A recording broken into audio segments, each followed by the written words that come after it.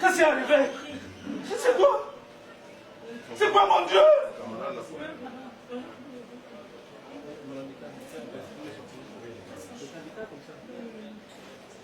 Mais qu'est-ce que je vois là?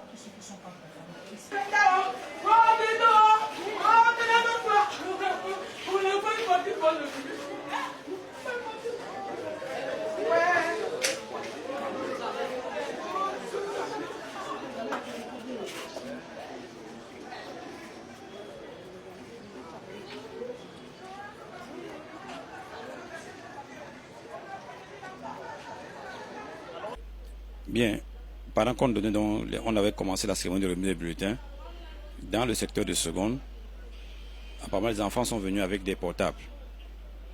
Maintenant, il y a d'autres enfants qui étaient déjà exclus du lycée, dont les 3 suspects qui ont été pris, 2 sont des exclus du lycée, et un est encore en classe, en seconde allemand chez nous.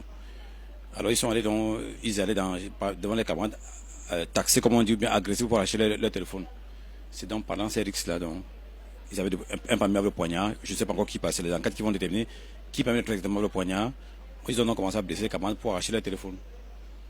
Malheureusement, ils ont mal blessé l'autre qui est passé de Devi à Trépas. Oui, ce matin, quand je sortais pour aller faire le sport, l'enfant était en train de s'apprêter pour aller prendre son bulletin. C'est tout à l'heure que j'entends qu'on a poignardé l'enfant.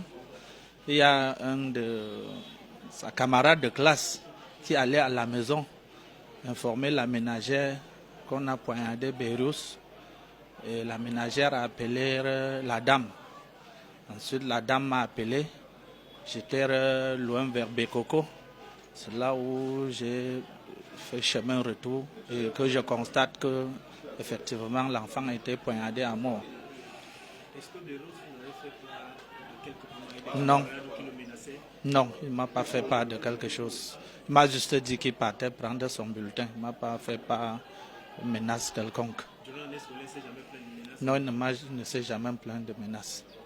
C'était sa première année scolaire aussi? C'était sa première année parce que l'an dernier, il était au lycée de Bepanda. C'est cette année que je l'ai inscrit ici.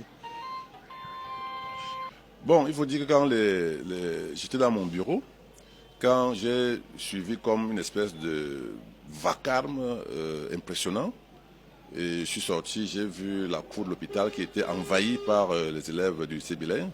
Il a même fallu beaucoup d'exercices pour les vigiles qui étaient au portail pour qu'ils arrivent à bloquer, parce que pratiquement tout le lycée s'est déversé vers l'hôpital. Maintenant, quand on regarde, ils transportaient leurs camarades qui étaient pratiquement inanimés.